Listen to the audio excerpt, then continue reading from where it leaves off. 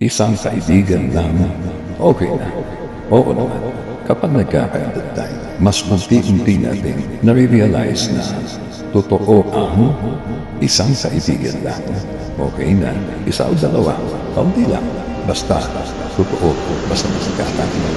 Hindi ka ba mas sinasabi kung ano ang pinapakita sa'yo kapag nakaharap ka, yun ang ipinapakita kapag nakatakinig ka.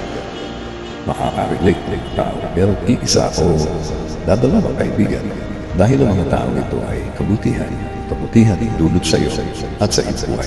Nagkakaproblema kayo pero at the end of the day, nagkakapatawanan pa din kayo.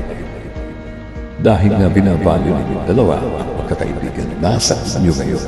Maraming taon na ang dumaan at marami na din mga pagsubok sa samahan niyo ang dumating pero baliwala.